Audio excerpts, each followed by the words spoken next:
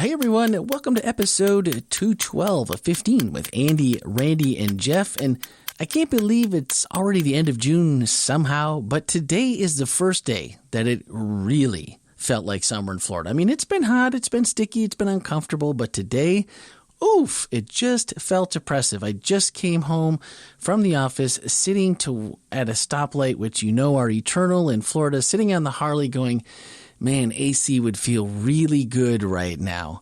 But like the heat and humidity is trying to keep you from moving or breathing. It's just that oppressive. But adding to that, to the frustration that we've already been dealt with in 2020, and I'm just here to say, take a moment, relax, chill, and be nice. Because as we wrapped up our current series this week, which was aptly titled What Really Matters, I hope you've had a chance to focus on the things that really matter like I have. If we could use anything right now, a heavy dose of pausing to love sounds like about the right dose for probably quite a bit of what is ailing us at this time individually, together as a country. So just take a little time, pause to love. And first off, I want to start by saying that I really enjoyed, Jeff, I enjoyed your message this week. Somehow, some way, I don't know how you do it, but Jeff always has a personal story that seems to fit just right into the topic and message at hand. So I don't know if you don't, do you not tell these stories at other times and just wait for oh, no, that could be a sermon illustration? He makes them up as he needs them. Yeah, if you listen to Andy, it would be, I just make them up as I go. It's a true story. It was a true story. Oh, no, it's great. It was a great story. The story of your dad's Mercury Dimes collection. And it didn't disappoint because every time you preach, I'm like, all right, I'm waiting for the Jeff story that I haven't heard yet. So if you missed this past week's message, swipe up in today's show notes for the link to our sister podcast, Speaking of Grace, where you will find our weekly messages, including Jeff's from this past week. Don't miss it. All right, and this week I was thinking to myself, all right, maybe it's time to pause, to love. Let's change everything up a little bit. So we've never done this for an entire episode, so we're going to try something a little bit different today. And every week we begin our wrap-up of each episode with one of our whole life takeaways to give us something to consider, something to arm ourselves for the upcoming week, or just to incorporate into our lives and to help us love people into a lifelong friendship with God. Today we're going to focus simply on the takeaways, and there's a couple of reasons why. Andy typically gives us about 8 to 10, 30. There's a lot. There's a lot.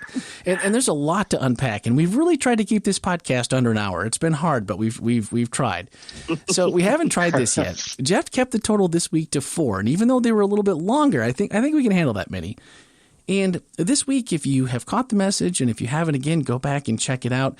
But we were talking about transformative love. And Jeff had a quote that really stuck with me ever since Saturday. Well, I was there when we actually taped church this week, but I didn't hear the message in. I didn't hear it until Saturday. He said, but most of all, transformative love is a love that changes the way we live. That we don't just feel love for someone or even ourselves. It moves us to sacrifice. We share our hearts and causes a desire to learn and a want to care. And all of our takeaways this week spoke into this idea that transformational love actually can move us and give us that desire to learn and want to care. That to me, the desire to learn and want to care was so impactful. And I can't think of anything we need more right now in our world than to desire to learn and want to care. I don't think there's anything else that I would rather be thinking about right now. So let's dive into the takeaways and let's see what we find out that's going to move us in the right direction. In the story of the Samaritan who cared for the Jewish citizen in Luke chapter 10, we find Jesus trying to help us understand that just as one person's idea of hatred can sow seeds of prejudice, so one man's act of kindness against that hatred can sow seeds of reconciliation. What groups of people today are showing mercy? And what acts of kindness are going on right now that would make us think differently about our own preconceived ideas of them? That's a loaded. That's a loaded right there. But that see, I said 4 questions, but there's 5 questions in that right there. Great, I just noticed that now. Thanks, Jeff. But that made it really deep and personal, and that really challenges us to stop and not just gloss over this, but to really consider who and what are we sowing to ourselves, our families, and to the world around us if we really are going to look at this the way Jesus portrayed this story? That you can't just read this and walk away and not take it to heart, I don't think, can you?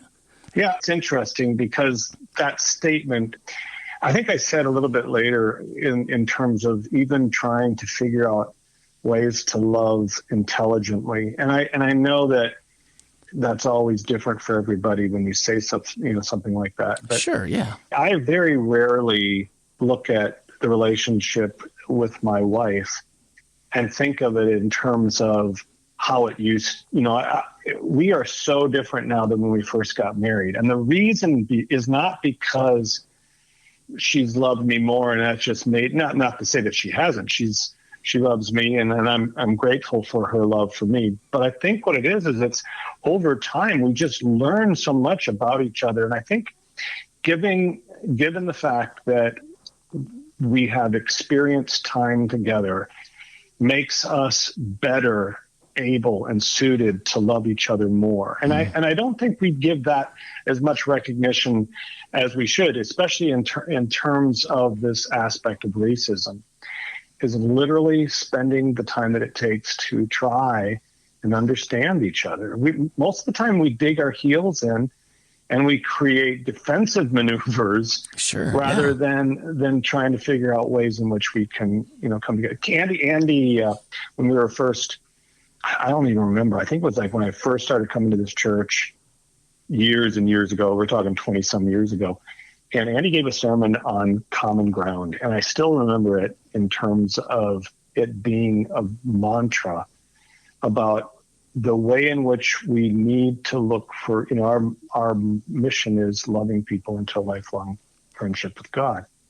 And the way you do that to make it lifelong is to really, truly spend time and experience and empathize and learn those things. So, yes. So that my question was kind of turned around. That first question was, who's doing that for us? In other words, who's on the other side loving? Because I think that's the piece that Christ was trying to get across.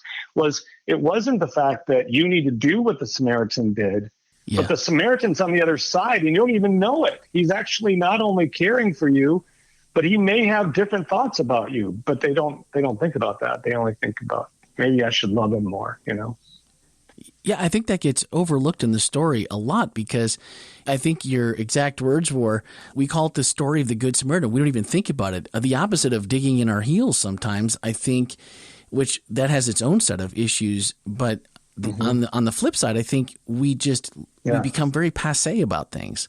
Like, it's still the story of the Good Samaritan. Now, I'm not saying everyone that's saying that is doing it through some deep-seated are there any good Samaritans? I mean, but I think you said, we actually found one, like, hey, there could only be one, or like, we're surprised that we found one. And then when you say it that way, it immediately makes you think, well, who is, because I know we all have our Samaritans. Now, whether you want to, how deep this Samaritan or how much that hate, or if it's just a dislike, or it's just I don't know anybody like that. I mean, I think there's differing degrees and levels of that, but it really makes you stop and think about, how do I view people, and especially stop and think about that person or someone that you just don't care for, you just don't get along, no matter what you do, you can't seem to find any synergy. Oof, what is it about that, and how can I change that perspective? Well, I think part of it is to go, since talking about transformative love, it drives you back to 1 Corinthians 13 and this description of actually behaviors, pretty much. Some of them are more perseverances, but not rude, not jealous, not kind and patient. And so there are loving acts that we can choose to do for anybody. And Jesus says, love our enemies. I mean, so you can always choose to portray some aspect of love, and it is transformative. It really does make a difference. Yeah. And Jeff, I had never heard it before that this story was something that was basically common folklore that always made the Jew the hero of the story. And and then here's Jesus flipping it around to make their hero the most hated. I mean, that is brilliant. And it gives. Yeah, I thought that was too. Isn't it? No, it was brilliant, but it got him killed. Well, yeah, exactly. And it really was the beginning. You're right, actually. Go ahead. When you mentioned that, Jeff, I was thinking the same thing immediately. I'm like, man, even in this, Jesus is willing to do this, to tell a story in a way that not only helps them understand, but it gives it a punch that no other way you could tell that story would have the same impact to them, to actually just lay it bare and say, wow, look at who we are. And when you hear the story and you think about the culture that they were in and how they told the story, used to hearing the story, and they get it this way, that had to be a gut punch of epic proportions to them. It really, man. Yeah, I think that was his point, is here's a story that you all under. And by the way, that's not, I wish I could say that it was my research. It's John Stott who gave that, he did the research on it and gave that analogy of it being a familiar story to everyone. Yeah, I like it though. But the idea is that Jesus takes a very familiar mantra in a way, and then he flips it around and rather than using the Jewish leader. And that's the part that I think is what Christ is trying to help us see. That's the transformative part of this, is that when we stop, and even though nobody wanted to make that change at that point, at least the Jewish leaders did not, but when we stop and realize that our actions are defined by the belief system that we have, and that belief system needs to be rocked by like a gut punch once in a while. Well, I thought it said a lot about the way Jesus was the master storyteller, because if this was someone that heard the story that was like, why didn't anybody stop? I'd like to think I would have stopped. Yeah. The story then is like, man, I should just internalize this and really be cautious and be mindful as I'm out, that if I see some kind of injustice, that I'm going to put my radar up and I'm going to be better at watching out for this. Instead of the people who are like, I hate those Samaritans, now it's a gut punch because that's the deep-rooted part. So I think the way you receive the story, may say a lot more about the situation than Jesus ever had to say anything. All he did was tell a story that was really non-attacking if it wasn't pointed at you.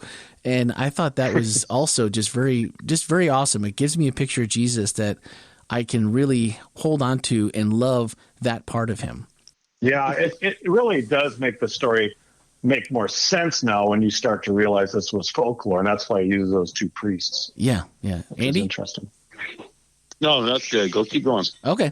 All right. Well, the second one was, as we think about God's love being able to transform even the hardest of hearts, what part does belonging play into that equation for you?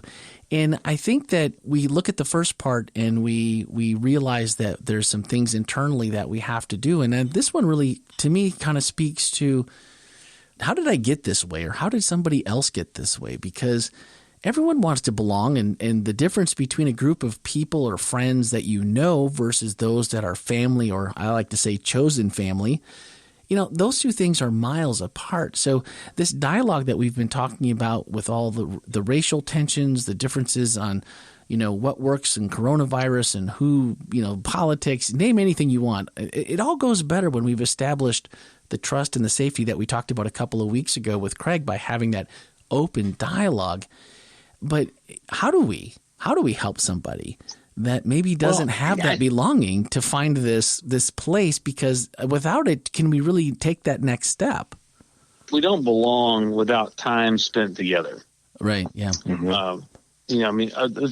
Sure, you can join a club. You can buy a sticker that says you're part of that. It's not the same. Yeah. It's not the same. No.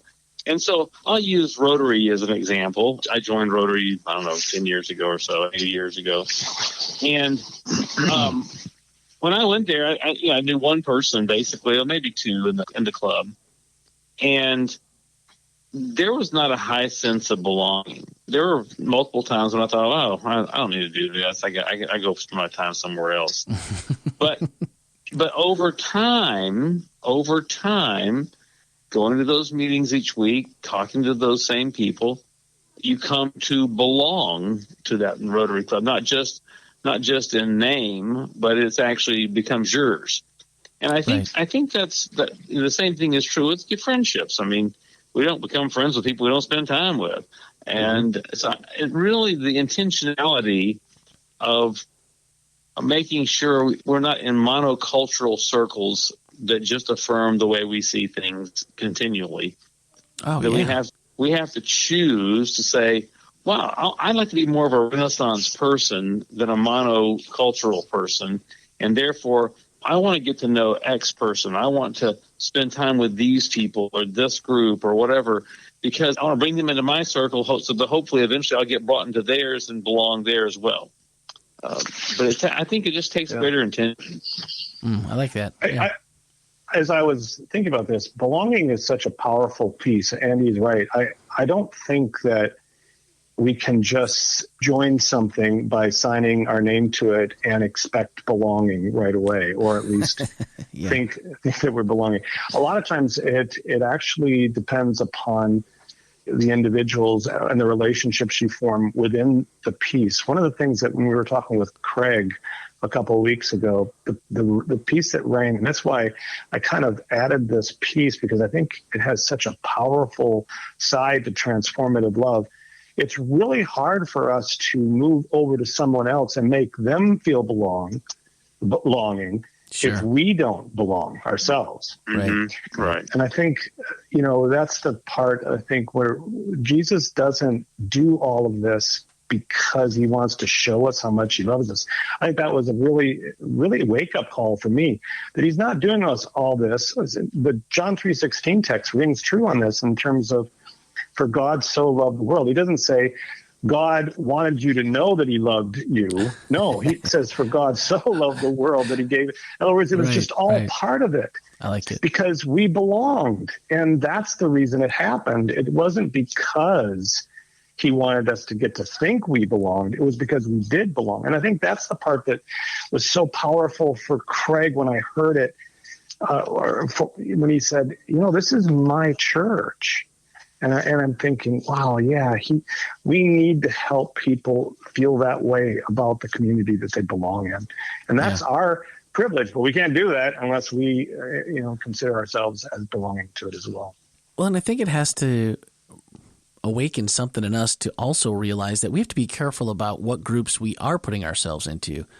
Because there might, even if you get into the group and then realize maybe this wasn't as great as I thought it was, maybe this isn't as positive as I thought it was, maybe this isn't really who I want to be, we also have to have the freedom and the wherewithal to say, nope, I need to remove myself from this. I think we've all done that in friendships where you go in thinking that someone is this way or a group of friends is this way, and you get into that group and realize, first off, this isn't good for me. Second off, I'm not really enjoying myself here, and it's not at all what I thought.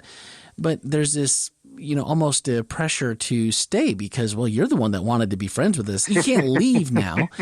But if that's going to prevent you from bringing more people in, I think that's something we have to think about, because your next question was, when you think about past experiences when someone not only sacrificed a great deal for your benefit, but also never expected anything in return, what types of feelings were you left with, and what did it motivate you to do? And if we're in one of those relationships that we just don't, that's just not right for us, it's not uplifting Christ, it's in fact doing the exact opposite, how in the world can we stay in it and then possibly hope to bring anyone else into a dialogue with us that creates anything positive? So especially now with everything that's going on and people seem more divided than ever, and they're just not being nice, and you're like, how is this helping? You even if you vehemently disagree, can we at least call a truce at the end and just remain friends? And it seems like it's getting harder and harder to do that sometimes. And I'm like, this has to be part of our thought process as we decide how we're going to do that. And because we want people like this in our lives that will do something for us with no expectation of a return favor, right? Really, there's a lot of truth, but always, it's like there's a lot of statements that have been passed around lately in all of this, and they may be true, and they you could probably say, yeah, those are true statements, but they may not always be helpful to the conversation. Right. Yeah. And I think to go back, and I don't mean to harp on this, but to go back to the practices describing love in 1 Corinthians 13, we can choose to do those things. Mm-hmm. We can choose. Person may give up on us. We can choose not to give up on them. Sure. A person, may be rude to us, but we don't have to be rude to them. And all those things that, the patience and the kindness and the long suffering and the never gives up. And, I think that we sometimes get it all mixed up with some kind of feeling as opposed to just choices of action. We love the idea of doing some great big act of love that is known and heard and seen and that kind of thing. And really, I'll give the $1 million gift of love. Really, God gives us this unlimited amount, but he gives it to us in like quarters for us to discredit those sometimes, don't we? Yeah, we do discredit those, but those, a quarter here and a quarter there and a quarter here and a quarter there, it transforms things that we think, oh no, we need $1 million here and $1 million there. We have to start. We have to start and invest in the little things and the little actions that communicate clearly a structure of love. Yeah. Because then you're giving from a little rather than from an abundance. It seems to mean more anyway, because anyone can give. If you have $1 million, you can give a lot, right? If you only have a little bit and you give some, it might even mean more. So we can't overlook those. I like that. All right. Yeah. Our last one is, what are the reasons why you believe God loves you? What are the reasons why God asks us to love those whom we perceive to be different than us?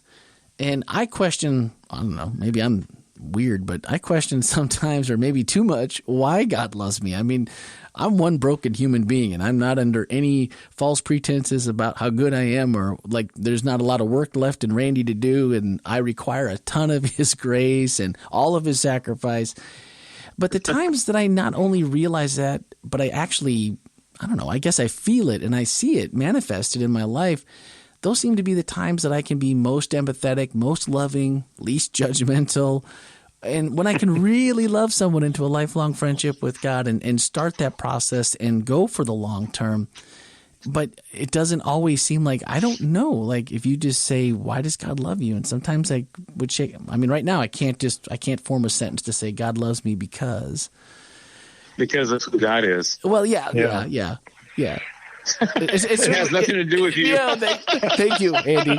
Thank you. See, I knew. How did I know Andy could answer that sentence for me? Yeah, Andy, it's actually a trick question, and Andy pulled it out. And because the question is not if, why do you think God loves you, or if God loves you? It's not that. It's actually it's a positive statement about God.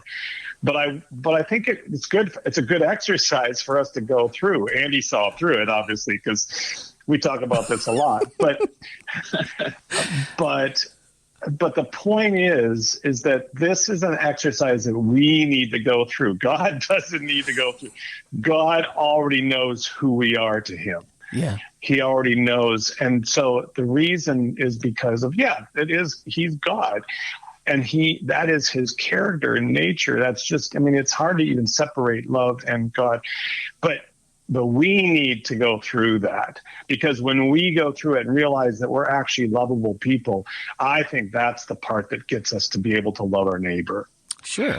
And when we do that exercise, because, God says, love your neighbor as you do love yourself.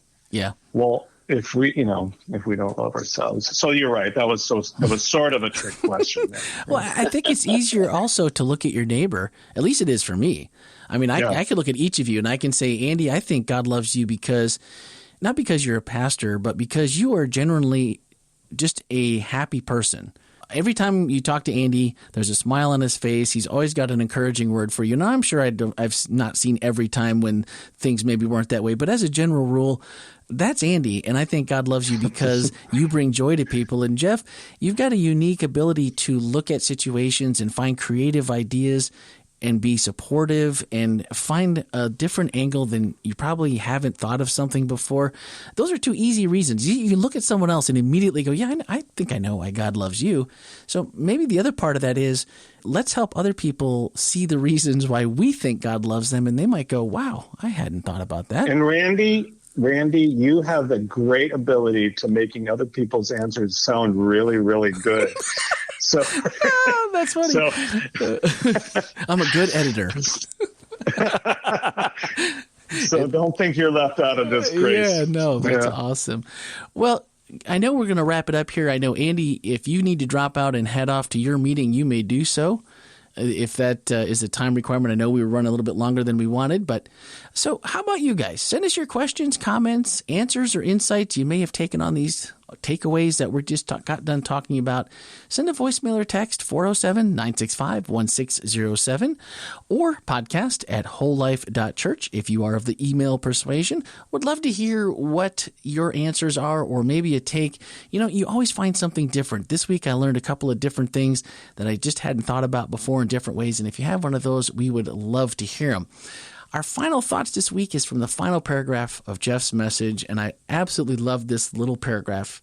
He said, "Why do I believe that God's transformative love can eventually change the way things are? Well, number one, because it's God. But secondly, I believe it is possible if we, one by one, start living like we all belong. We all belong. And with this pivotal paradigm shift, our hearts can be open to new ways of thinking and responding." Oof. Play that one. Just hit the 15 or 30-second back button on that and listen to that again. That's pretty awesome. And if that's the one that gets us to think and to learn, that would be pretty awesome. Okay, our summer series is on the way this week, if I'm not mistaken, right? Yep. Yeah. Yes, as a matter of fact, Andy's interviewing a couple of actually 4 of our church members, and so we'll do one by one. Ooh. Yeah, but it's not going to be. There'll be a sermon for. Obviously that'll be the talk for the day, each one. So that covers 4 weeks. Oh, gotcha. With each of the 4. Gotcha. I would give you the names of them. I got them right here, but I think you'll be surprised. It'll be fun to listen to. Let's keep the surprise. What is the series about, though? I think I've seen it, but I don't have it in front of me. It's basically asking them their life during this time that has been so unusual for all of us. Oh, nice. So it'll kind of highlight what we've all gone through in the last couple of months. Not just the COVID piece, but also some of the other pieces that affect us socially and even racially. Yeah. Good. I like it. We're keeping that conversation going. I like it. All right. Well, there's one more announcement. Are we wanting to talk about July 4th? Yes. We don't know. I think last week we talked about that. We talked about the fact that we were going to open on July 4. But as you well know, there's been some rise in some of the cases, and there's been some of our own church members that have had some issues with COVID lately. So we want to be very careful. So tomorrow we're kind of making a decision. Okay. And at this point we're still planning on July 4, but it's much more tentative than it was last week. So okay. You have to play these things a little bit by ear because of the way things are. So, there you go. I think, like Jeff mentioned at the end of his message this week, we all long to be back together. We all want to be back and be able to see each other and be by each other. And that may happen on the 4th. It may take a little bit longer or a little bit longer than that. We don't know. So stay tuned. Yeah, obviously, if you watch church each week, you'll see it. Obviously, we'll make any announcement here if there's anything to share. Just a quick plug. Yeah. Some really good things have happened regarding what we call life groups. We're calling them life groups starting right now. And there's a lot of interest, more interest than we've ever had before in this church. So those will get started this next week. We're going to start getting leaders together. We've already got quite a few. And so you'll see, actually, hopefully by next week, there'll be some groups to join. Right. And we'll hopefully have, at least at this point, some time for community in that regard. Great. Well, Is there an online resource that they can go to see what's available to join, or is this going to be like an announcement? Yes, there is. If you go to the website right now, there's a small questionnaire or form or application, whatever you want to call it. Okay. If you're interested, you can go online and check under groups or ministries. I think it's under there. Okay. And there'll be a form for you. I'll go take a peek for it as soon as we're done here, and I will make sure it is in today's show notes. So swipe up, hit that link, and it'll take you on your mobile browser directly to the website and to that application if you're interested. And if they have any questions, they can email you, Jeff, or who do they talk to?